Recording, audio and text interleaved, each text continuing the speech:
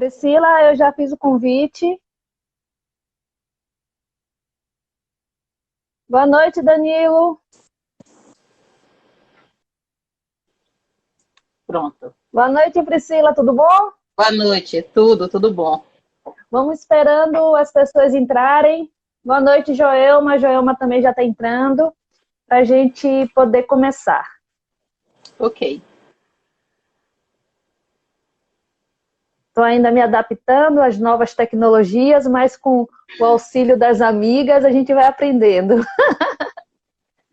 A gente está vivendo um momento de exceção, né? Então a gente tem que se adequar e está tendo que se acostumar a coisas que a gente não faziam, em geral, parte do nosso normal.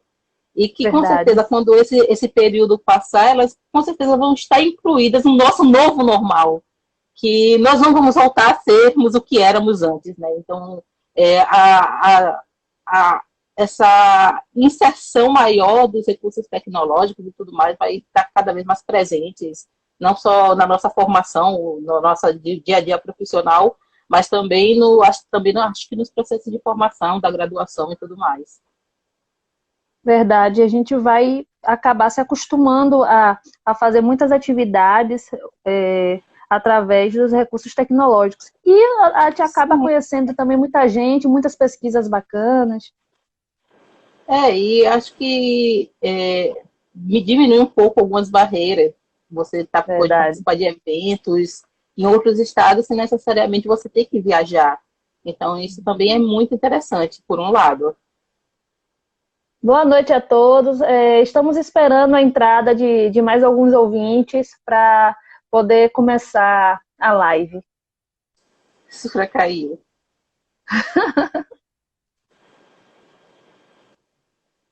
Aí é isso,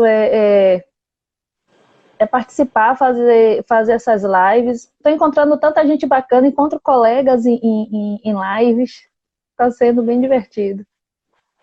Com certeza.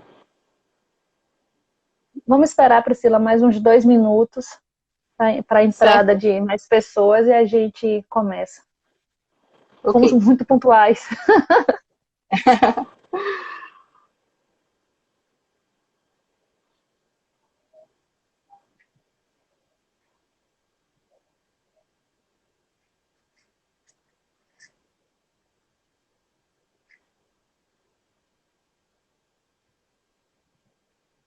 Tá, já temos 7 pessoas. Deixa ao menos chegar em 9 ou 10 e a gente começa. Ok. Fica variando o número. Tem a questão também da internet. A internet Sim, ultimamente não anda acho. colaborando. Vamos começar então, Ela, né, Priscila? é, É, Gente, essa live faz parte de mais um dos encontros dos Diálogos Sergipanos. A Ampul Sergipe, nesse tempo de pandemia, ela está organizando diálogos todas as quintas-feiras, às 19 horas, com pesquisadores que pesquisam temas de Sergipe diversos, né? E aí estão sendo convidados para um bate-papo, né?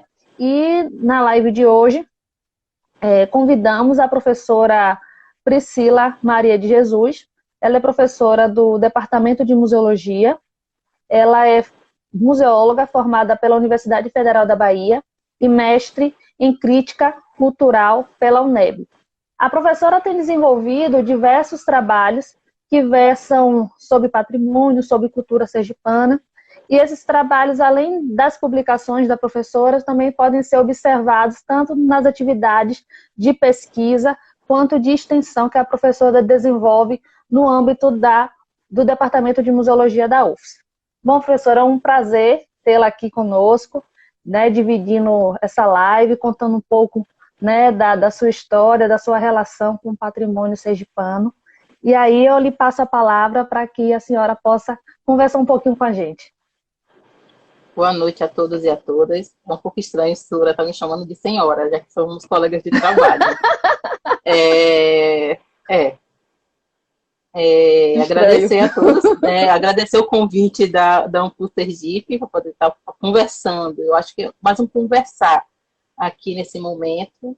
e a todos que também estão dedicando uma hora de seu tempo, de sua noite, para participar, para estar assistindo essa live.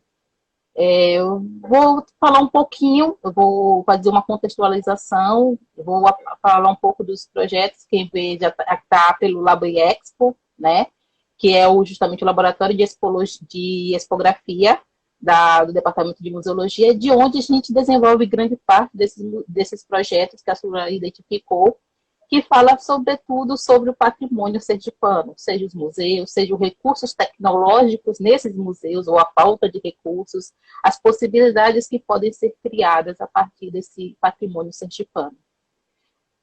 Pelo sotaque, já sabe que eu sou uma baiana em terras sergipanas. Eu estou aqui desde 2013, então quando eu vim para cá, eu comecei a me inserir e a conhecer um pouco da cultura e da história de Sergipe.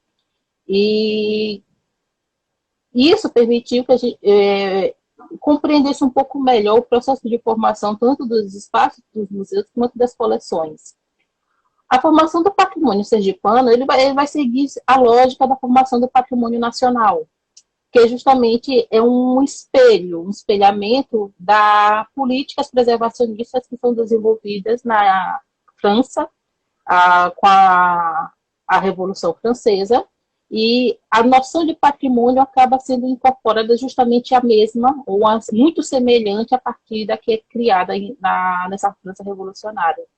Então, nós temos, aqui no Brasil, vários projetos, vários processos, até a gente ter a criação de um órgão específico que regulamente o processo do patrimônio. Mas, no entanto, pensar essa salvaguarda desse patrimônio, ela começa no final do século XIX e entra no século XX, a partir de vários projetos de políticos, sobretudo nos estados de Minas, Bahia, Pernambuco e Rio de Janeiro, para pensar a preservação desse patrimônio brasileiro. E quando eles pensam nesse patrimônio, com certeza eles vão focar muito mais no que a gente chama que é o pedrical, que são os bens arquitetônicos. Uhum. Por isso, alguns autores vão comentar que as primeiras passagens ou publicações que relatam, fazem um relato mais extenso sobre esses bens enquanto patrimônio, vão ser justamente ao Seu Amoroso, em 1916, quando ele publica na Revista do Brasil um artigo que se chama Pelo Passado Nacional. E esse passado nacional é justamente fruto de uma visita que ele faz, junto com o Mário de Andrade, a Minas. Então, a partir dessa viagem que ele faz, e ele conhece toda aquela parte da arquitetura colonial, então ele faz esse relato nesse seu artigo. E, em 1920, o próprio Mário também vai fazer uma nova publicação na mesma revista também, contando um pouco dessa nova viagem que ele vai fazer em 1919 a Minas, e que ele vai vai dar esse enfoque a esse patrimônio arquitetônico que é preservado em Minas. Então, a partir dessa relação política e acadêmica, você tem, em 1923, o deputado Luiz Cedro ele vai apresentar um projeto de lei que visava justamente a criação de inspetorias de monumentos no Brasil, e que tinha como objetivo justamente a conservação dos bens imóveis públicos e particulares, desde que comprovada uma importância histórica, né, ou artística para a nação. Então, tudo aquilo que tivesse um valor, agregasse a um valor, tanto a história dessa nação, dessa república que estava sendo em processo de desenvolvimento, porque ela tinha sido recentemente formada, mas também a parte artística, ela poderia ser comprovada enquanto patrimônio. Assim como no final da década de 20, o baiano Vanderlei de Pinho também vai tentar criar um órgão suplementar que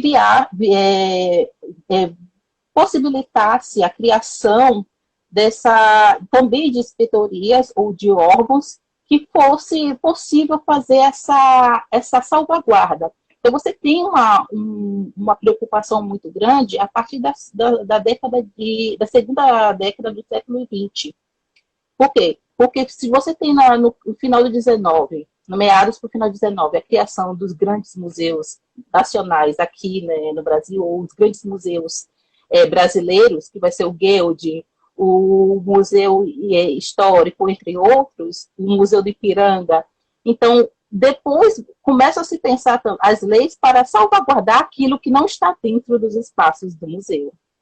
Então, você tem a partir só da década de 30, realmente há uma lei nacional, embora por volta do 1926 a 1928, estados como Minas, Pernambuco e Bahia criam organismos estaduais próprios para a salvaguarda do patrimônio estadual. Então, eles se adiantam até o próprio processo de criação desses órgãos ao processo nacional. Então, você tem o processo nacional, né? É um pioneirismo, que começa, sobretudo, com a própria Minas, né, que é em 1926. Aí tem em 1927, a Bahia, e em 1928, o estado de Pernambuco. E você vai ver que justamente fica naquele eixo onde você tem uma grande quantidade de patrimônios, né, arquitetônicos que são justamente relacionados ao período colonial, e você tem o desenvolvimento dos engenhos e tudo mais. E isso dá muita força, porque uma arquitetura muito rica que está sendo preservada. E interessante que isso, né, essas iniciativas, elas, por serem pioneiras, elas acabam preservando bens e patrimônios muito mais, com uma anterioridade muito maior do que o nacional. Então, quando a lei nacional surge 10 anos depois, porque você tem uma lei nacional que cria um instituto para regulamentar o patrimônio nacional só em 1937, com o decreto-lei número 25, ou seja, você tem instituições que já estão atuando há mais de 10 anos na preservação. Não só instituições, mas também profissionais. Então, essas instituições, essas inspetorias, elas acabam sendo absorvidas, em alguns casos, pelo próprio SPAN, que é o Serviço do Patrimônio Histórico Artístico Nacional, quando da sua criação. Então, isso possibilita que essa atuação ela já nasça articulada, porque já há uma anterioridade em alguns estados. E no caso de Sergipe, quando da criação das inspetorias ligadas ao SPAN, ela vai estar vinculada à segunda divisão, né, que é justamente a que abarcava Bahia e Sergipe. Então, o órgão ligado ao Instituto, posteriormente, o Instituto Patrimônio Histórico Artístico Nacional, que faz a salvaguarda desse patrimônio em Sergipe, ele estava vinculado a esses dois estados. Então, ele fazia os levantamentos das preservações, tombamentos, tanto no estado de Sergipe, quanto no estado da Bahia. Isso só muda em 2009, quando é criada a 8ª Superintendência, que aí tem uma superintendência específica no estado de Sergipe. Mas até então, ela vai estar, até 2009, 2008, ela está vinculada ainda à Superintendência Baiana. No entanto, esse patrimônio que é preservado, ele tem algumas particularidades, e que a gente sempre comenta. É o produto do período do Brasil colonial. Então, se você for ter uma ideia, para vocês terem uma ideia, Aracaju não tem nenhum bem tombado pelo IPHAN.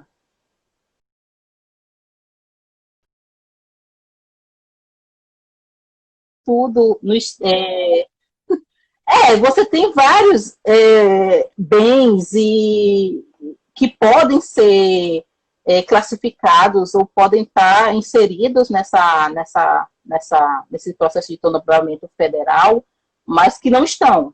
Então, assim, a gente está falando de patrimônio federal, porque o patrimônio ele pode estar preservado, salvaguardado, tombado em 3 esferas. A federal, que aí no caso é o IPHAN, que vai fazer esse processo.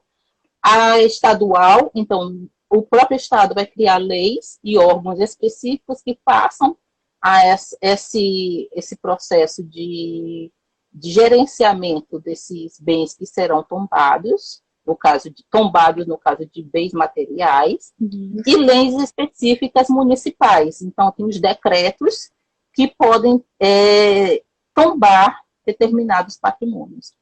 No caso de Sergipe, você tem apenas são 9 cidades apenas que têm registros de bens que são tombados pelo IPHAN. E é claro que o Museu Histórico, o prédio é tombado, mas o prédio do Museu Histórico não é em Aracaju.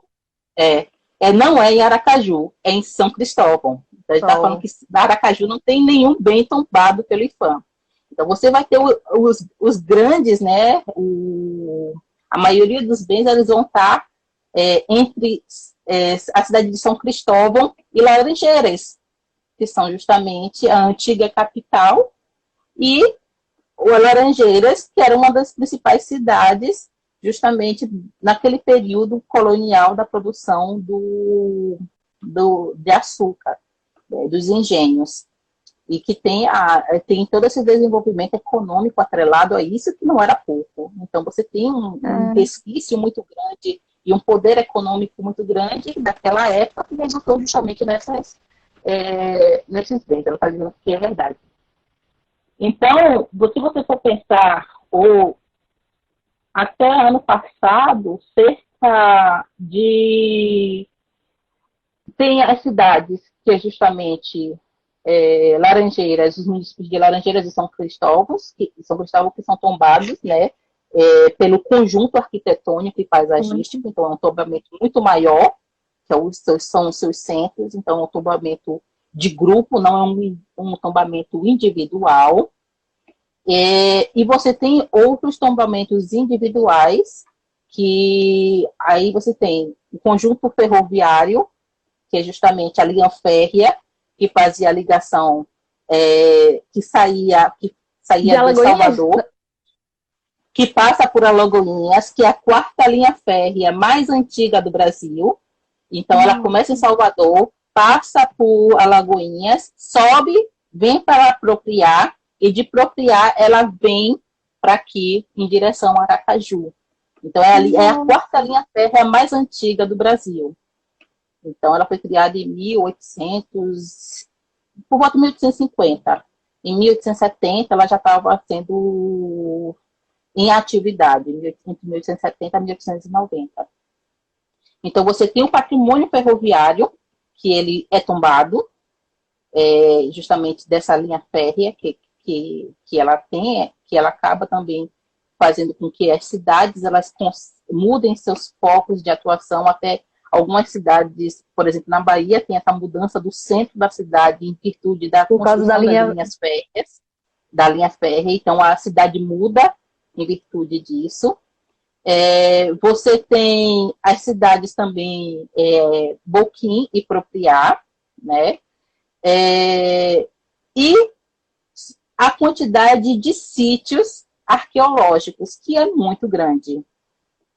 Que aqui são cerca de 237 sítios arqueológicos cadastrados só no estado de Sergipe.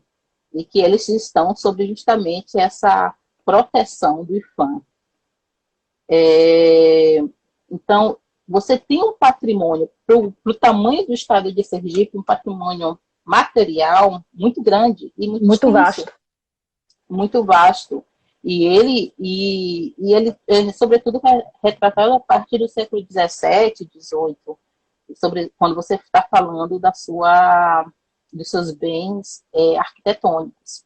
Mas, além dos bens arquitetônicos, você também tem as coleções dos objetos, que são os bens móveis.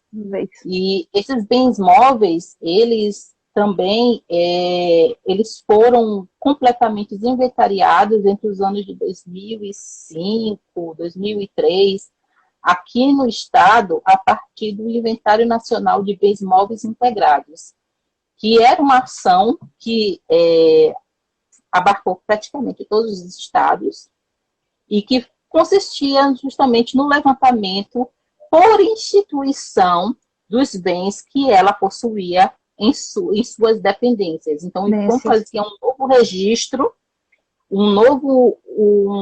atribuía um número de tombo vinculado ao IPHAN, e isso ficava registrado nas bases de dados do IPHAN, todo aquele acervo, sobretudo iconográfico, que é o de Sergipe, que vai estar entre os séculos 17 e 18,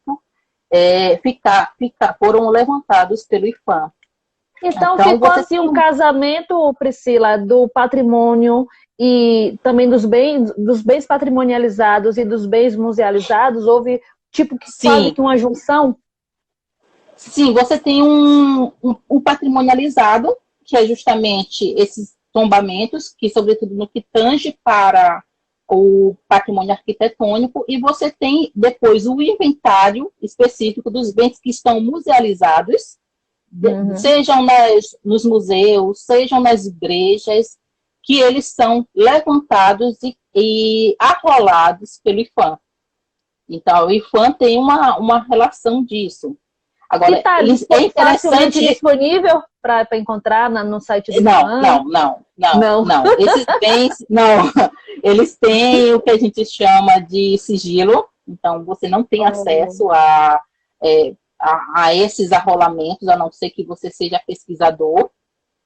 Você tem que solicitar ao IPHAN a consulta a esses inventários, e as próprias instituições eles têm uma relação também. Quando esse inventário era feito, a instituição recebia. E aí uma outra particularidade é que esses inventários que foram feitos pelo IPHAN, a instituição ela poderia se recusar. Então, nem todas as instituições foram realmente levantadas.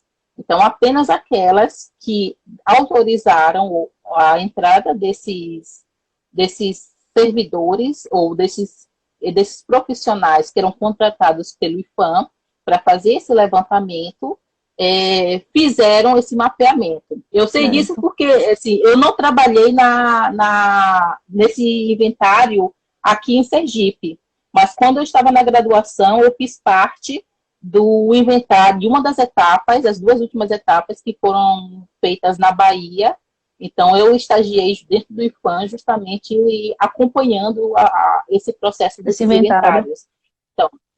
Então, os pesquisadores iam para as instituições, eles faziam fotografavam, mediam os objetos, faziam uma descrição, essas fichas com essas informações eram passadas para os consultores, que já eram profissionais, professores, pesquisadores, que detinham conhecimento em determinados temas, de mobiliário, de iconografia, para que fizessem justamente as contribuições sobre os aspectos históricos e iconográficos e estilísticos desses objetos, que seriam depois inseridos dentro do banco de dados do IPHAN.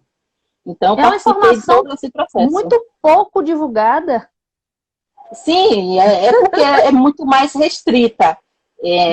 Então, você tem acesso a imagens ou objetos que a maioria da população sequer um dia pode ter acesso, porque às vezes estão dentro de reservas técnicas, ou às vezes parte da própria arquitetura de museus ou instituições, como igrejas e etc., que não são visitáveis para o grande público. Eu falo isso porque eu entrei em várias salas, tanto na Bahia, da Ordem Primeira, a Ordem Terceira, o Mosteiro de São Bento. Então, era uma série de parâmetros de vestimenta, do que a gente podia fazer, o que não podia, quando a gente entra em determinada instituição. E isso era muito interessante. Então, você tem essa relação. Então, a relação do que foi patrimonializado, né, sobretudo o patrimônio arquitetônico, e que você foi musealizado por essas instituições. Aqui eu sei que tem eu só sei de dois inventários, que é o do Museu de Arte Sacra de São Cristóvão e o Museu Histórico de Sergipe. Os outros, eu não sei. Esses foram os dois únicos que a gente teve acesso. E um outro projeto de extensão, então, foram os dois únicos inventários do IPAM que tivemos acesso. Então, são dados, né, e informações que são riquíssimas e são muito restritas para grande parte, até mesmo dos pesquisadores. Por exemplo, a gente não teve autorização pelo IPAM, mas a gente teve autorização pelas instituições para ter acesso a esses inventários. Então, as instituições sabiam, a gente já estava entrando nas suas reservas técnicas e suas dependências para fazer os arrolamentos. Então, mostrar o inventário, a gente já estava lá dentro fazendo esse arrolamento, então não tinha tanto, não teve tanto problemas. E aí, nessa perspectiva, você tem esse grande número de bens que são tombados pelo IPAM e que fazem parte desse patrimônio que a gente chama esse patrimônio sergipano. E aí, quando a gente fala narrativa, que narrativa é essa? Ele conta justamente essa era do ouro de Sergipe, né? Quando ela tem essas grandes construções, esse poderio econômico gerado pelos engenhos de açúcar, que é fruto, sobretudo, de uma época escravocrata. É esse patrimônio que foi preservado, esse patrimônio arquitetônico que foi preservado, e esse patrimônio que é tido como que conta a história de Sergipe.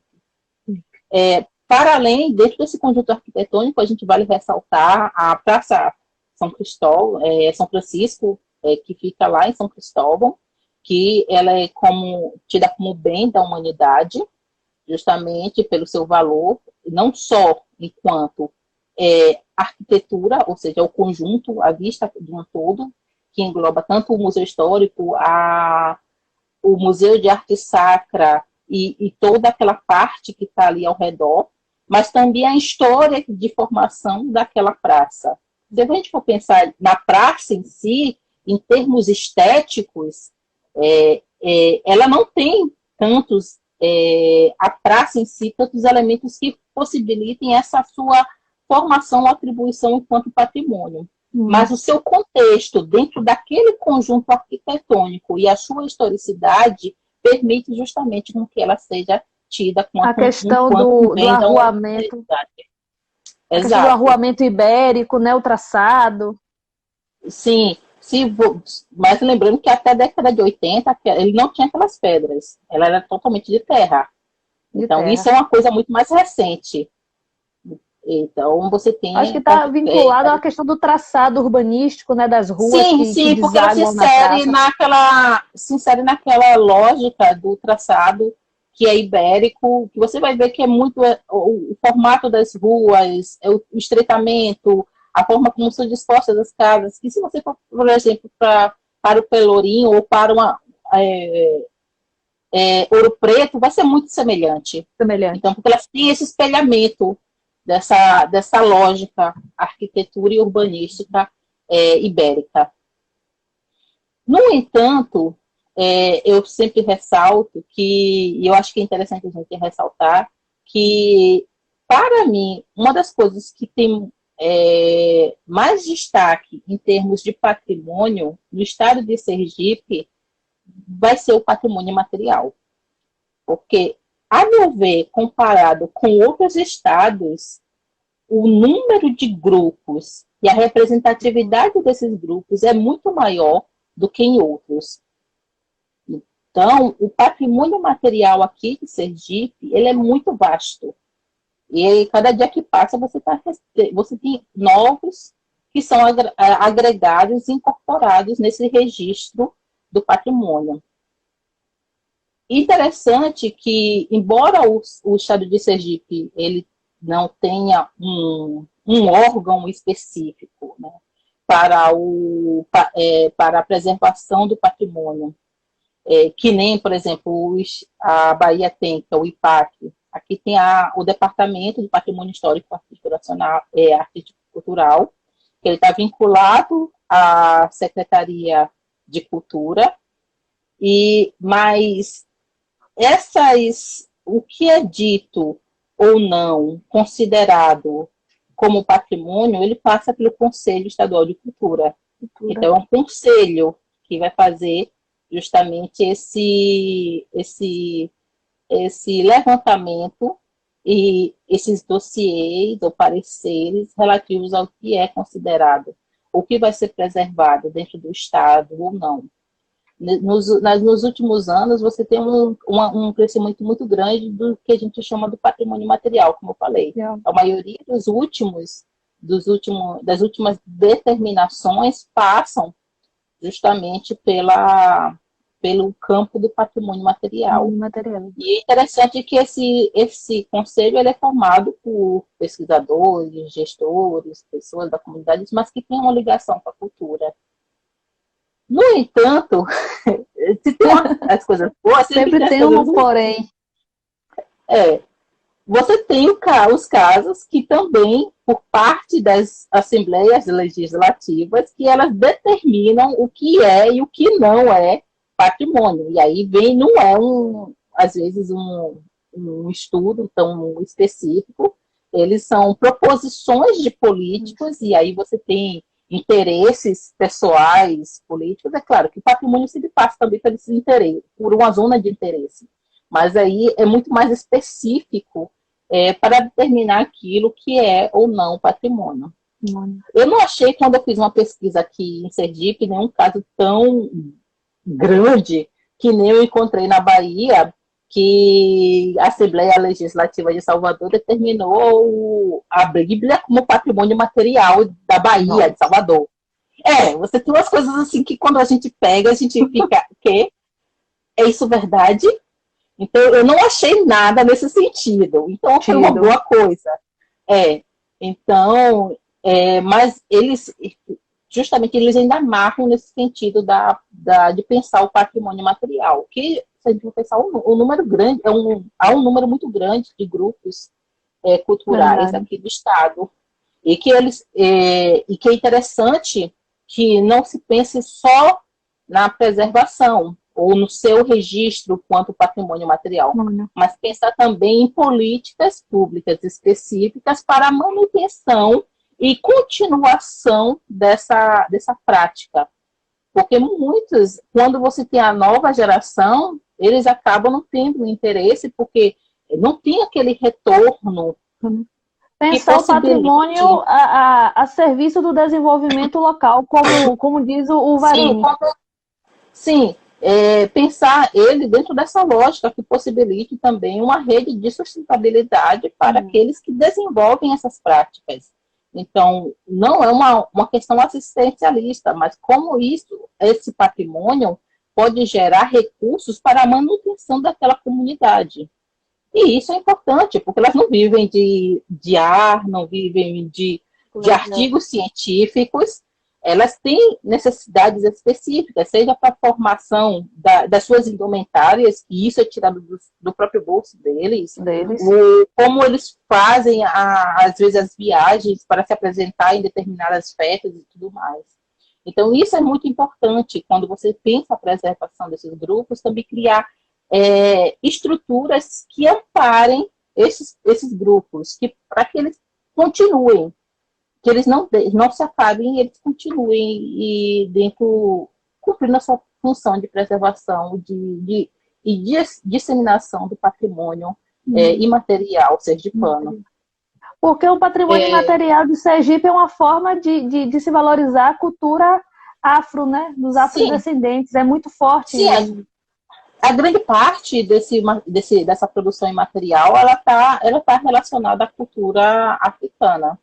Então, e isso é muito e parte de comunidades ou de grupos em que eles têm condições realmente que eles precisam dessa assistência ou esse olhar mais apurado por parte dos órgãos. Bom, respirar um pouquinho. Respirar um pouquinho antes de falar demais. Então, quando a gente pensa nesse patrimônio de Sergipe, então você tem dois viés, porque justamente o material que tem esse olhar e essa história pautada muito mais nessa elite açucareira sergipana, e tem o patrimônio material, não só açucareira, mas também religiosa, porque em alguns casos são construções da Igreja Católica. E a produção e esse outro viés, que é o patrimônio material, que ele está pautado muito mais nessas ações do cotidiano, de preservação e de resistência de grupos étnicos aqui do Estado. Então, você tem muito separado, muito bem dividido isso. Eu não vi, dentro do levantamento que eu já tinha feito, bens que fossem diretamente relacionados a um grupo ou áreas que tombadas que fizessem relação com o patrimônio arquitetônico que não seguisse essa linha, exceto o sítio da região, eu não lembro o nome dela, acho que é Buquim, que está relacionada à passagem de Lampião. Fora esse, a maioria dos bens, eles são justamente ou bens que estão relacionados à presença da Igreja Católica aqui no Estado, ou dessa elite açucareira que também se desenvolveu no Estado. E por que isso? Porque a gente sabe que todo o processo, tanto de seleção do patrimônio ou de entrada de um objeto dentro do espaço de um museu, ele passa por um processo de seleção. Tudo na vida tem uma seleção. Então, aquilo que infelizmente, não tem como você preservar tudo. Então, você tem que determinar aquilo que vai ser preservado e, em alguns casos, aquilo que será esquecido. E aquilo que é preservado é justamente, dentro da perspectiva arquitetônica, foram esses bens. Dentro dos espaços do museu, foram bens que fazem referência a esse período histórico. Se você pensar o Museu Histórico de Sergipe, a linha dele de construção, a sua narrativa expositiva, ele justamente conta os objetos que fizeram parte dessas famílias. Os objetos, seja mobiliário, sejam porcelanas, etc., que fazem parte dessa realidade.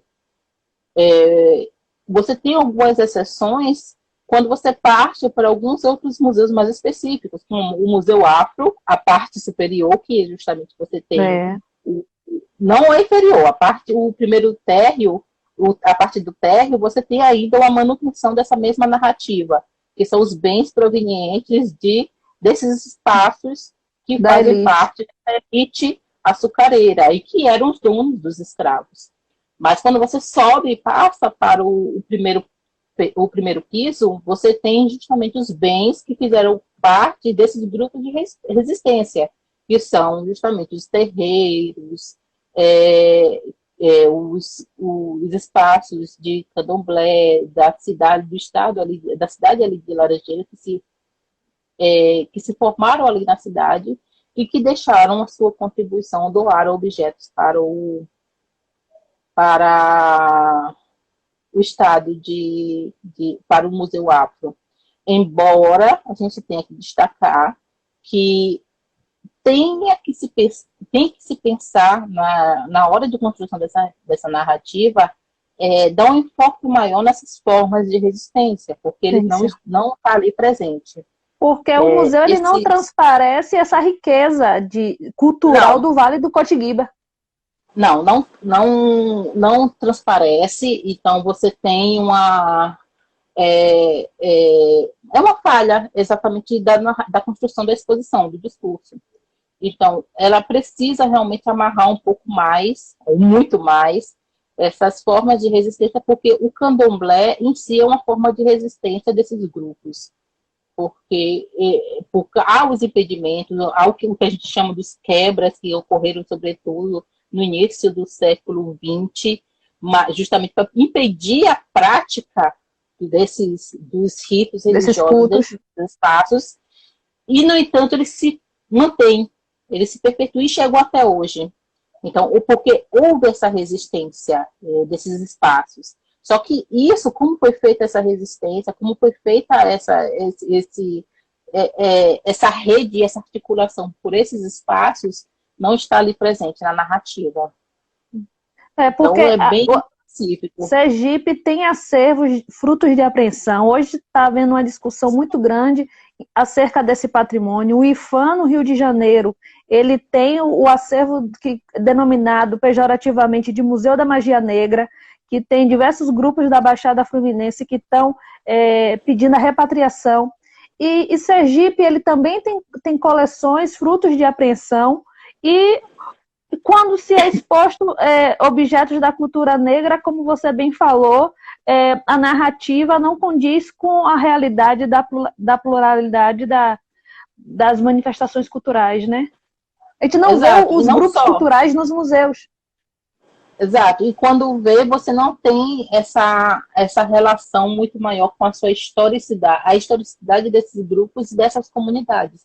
Que em alguns casos está realmente restrito a comunidades, a grupos específicos. São passados de pai para filho e etc. Então você tem toda uma cadeia ali existente que não está presente dentro do espaço do museu. Então você tem o museu... o Museu Histórico de Sergipe, e uma outra live a gente estava até comentando sobre isso, que quando você constrói a história de Sergipe, que história de Sergipe é essa que está sendo contada? Não é a história de todos. Então, porque é muito difícil a gente pensar que narrativa, que história é essa que a gente vai contar quando vai criar um espaço de museu. Então, geralmente a gente determina um fio condutor que vai passar pela missão do museu, do espaço museal, por que ele foi construído, ao que ele se propõe. E outras narrativas, elas não estão ali presentes. E isso é lógico, porque não tem como a gente amarrar todas as narrativas possíveis ali presentes.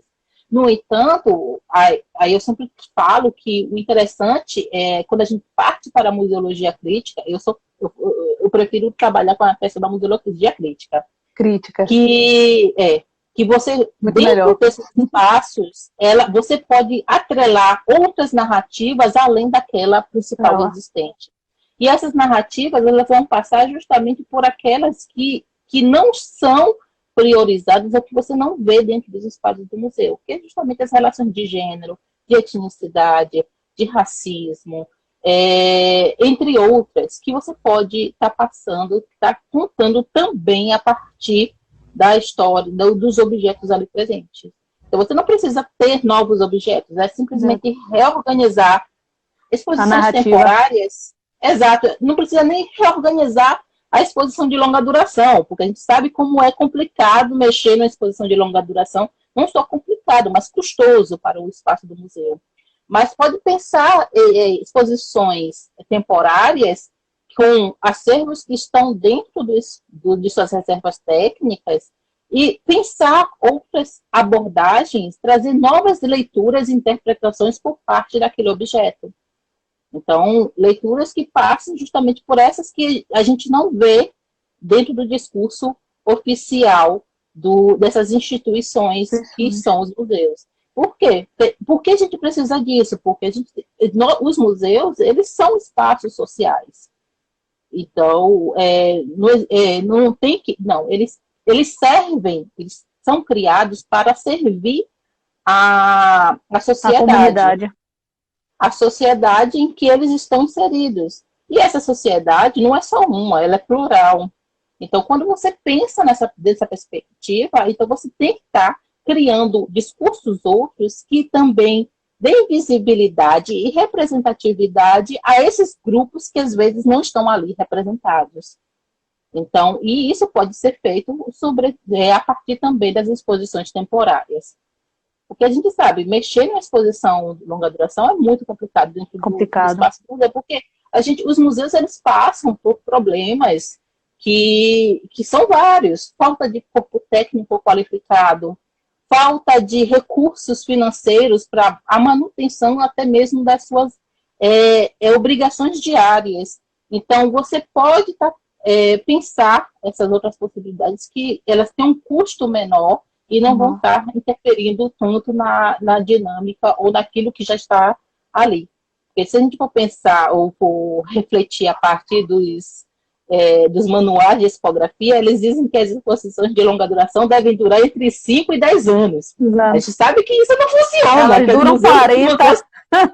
Não, eu costumava dizer que é museu de uma exposição, de uma visita só. Você foi uma vez, você não precisa mais do resto da sua vida, que a exposição não muda. Por quê? Porque é um custo muito grande. Então, aquela exposição que foi criada no momento que o museu foi criado, ela acaba se mantendo ali por vários anos, várias décadas, por causa justamente dessa falta de investimento dentro dos espaços do museu. E isso é muito, muito grave, sobretudo aqui na América Latina.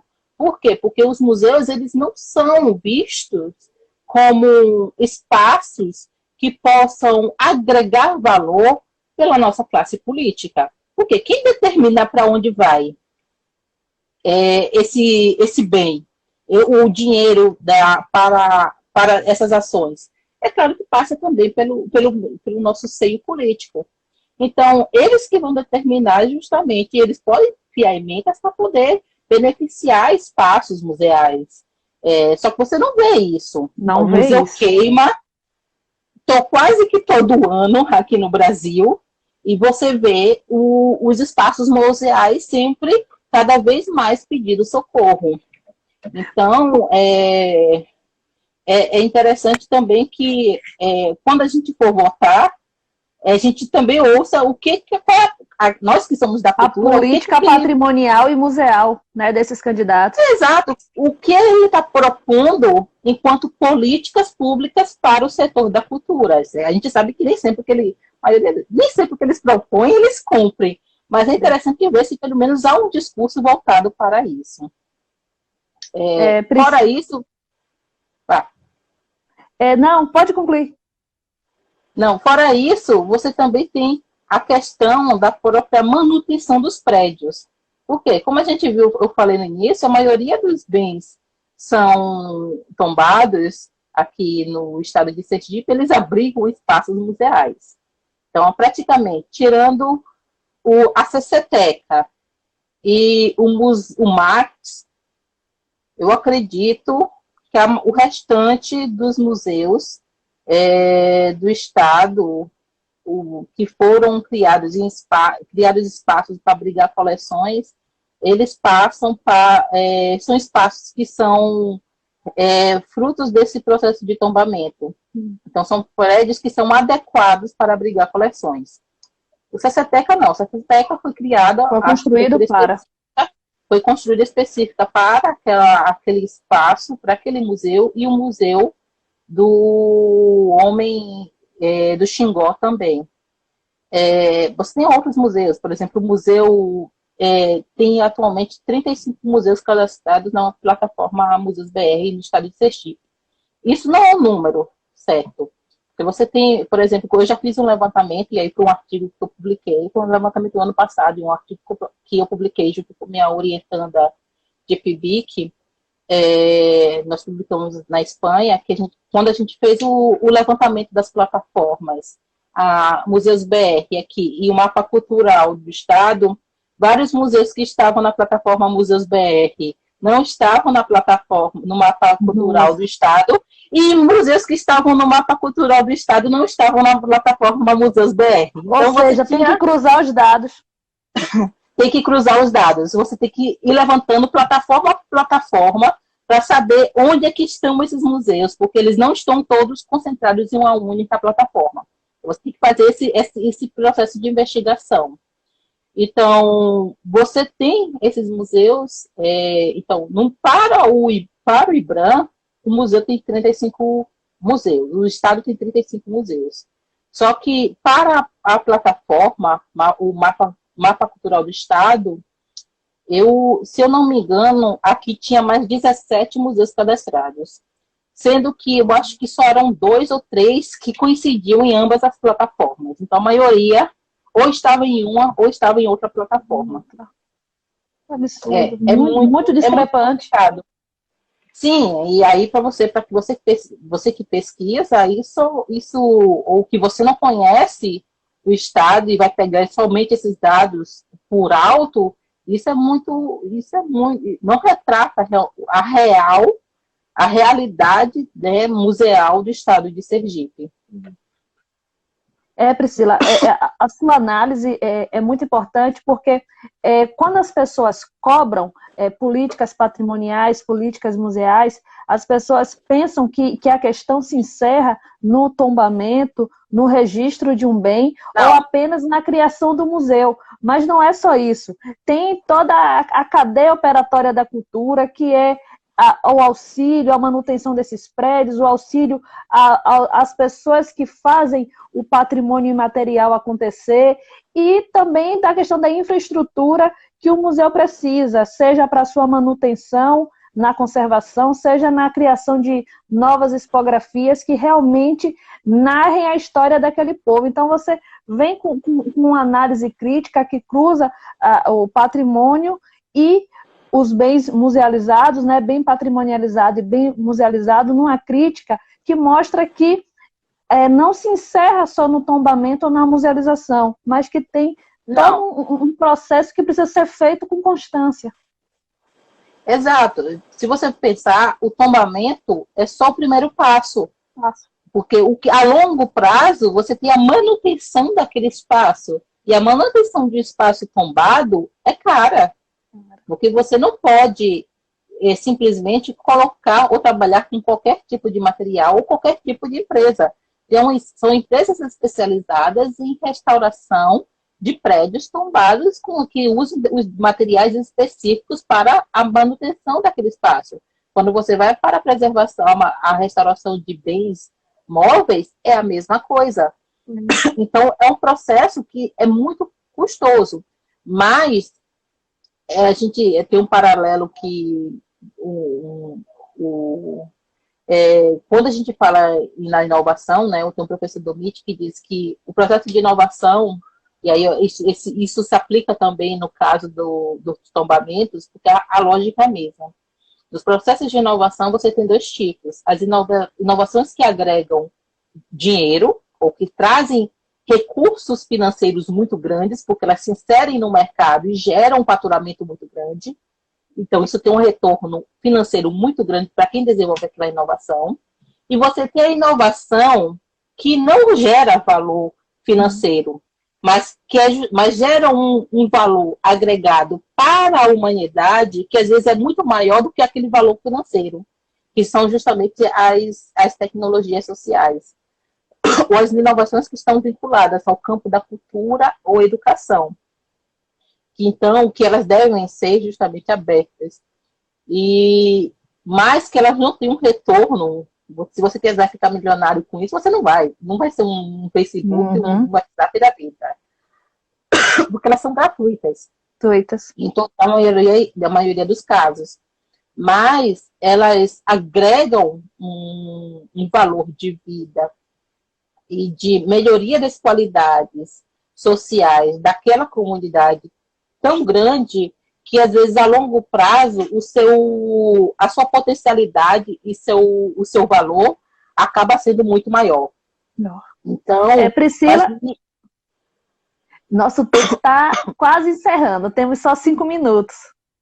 Então aí eu posso falar. Acho que é interessante que a gente, quando eu vou pensar os museus, a gente pense justamente dessa perspectiva.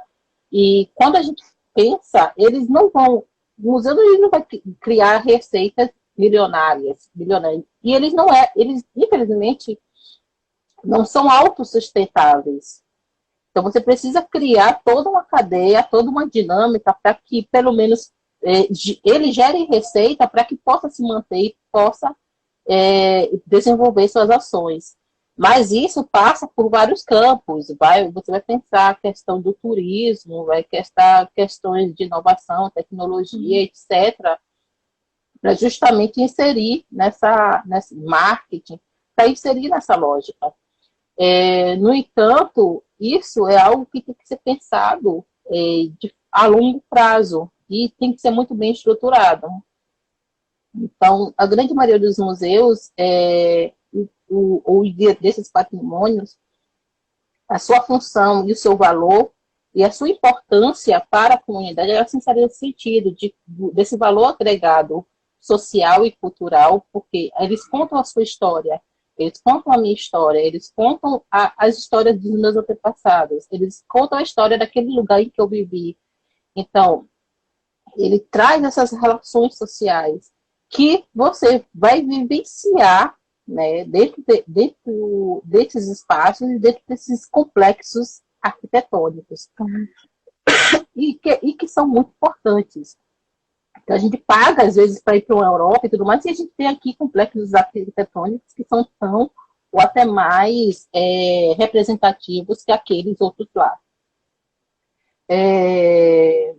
Então, acho que é interessante a gente valorizar, o primeiro passo é a valorização individual por parte minha daquele patrimônio, e isso é um processo que começa dentro de casa, passa pelas escolas, da importância daqueles bens para a minha construção enquanto cidadão, enquanto pessoa que vive naquele determinado lugar, e também das atividades e das políticas que são geradas para a manutenção, preservação e comunicação desses bens para toda a comunidade. Priscila, é uma reflexão bastante pertinente no atual momento, né, das políticas culturais no Brasil.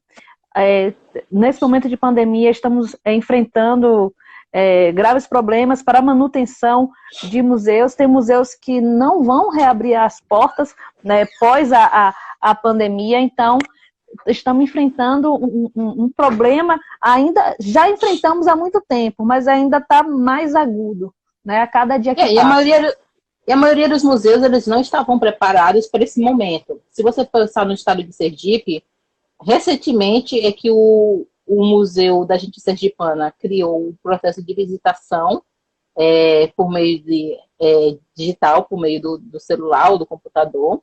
E o Museu do Homem, ele tinha feito uma visitação, mas era mais um vídeo. Então, quando surge a pandemia e esse fechamento, isolamento total e fechamento das instituições, as instituições sergipanas, elas não estavam preparadas tecnologicamente e ainda não se encontram preparadas tecnologicamente para se manter e continuar exercendo a sua função, né, de levar essa cultura, essas informações e essas memórias para a população. Gente, a nossa live acho que termina agora em 1 minuto. Eu vou agradecer mais uma vez a presença da professora Priscila. Para quem conhece ou que pretende conhecer os trabalhos desenvolvidos pela professora Priscila, basta seguir o Instagram do LabExpo, né, Priscila? Sim. Que você coordena. Então, assim, sempre a professora Priscila está envolvida em questões que envolvem o patrimônio e os museus sergipanos, e através do LabExpo, da página do LabExpo no Instagram, que é o Laboratório de Expografia do Departamento de Museologia, a professora divulga um pouco dos seus trabalhos desenvolvidos. Priscila, muito obrigada. O nosso tempinho está acabando. Eu que agradeço o convite, agradeço a todo mundo que participou. Eu tentei olhando um pouquinho ali o que estavam comentando para ir respondendo logo, mas é importante que a gente continue refletindo sobre o patrimônio sergipano e as potencialidades dele. Trazer um pouco da interdisciplinaridade para Ampu Sergipe através dessa relação museologia e história. Muito obrigada, Priscila. Exato. Estamos encerrando. Tchau. Até Boa noite a próxima. a todos. Boa noite a todos.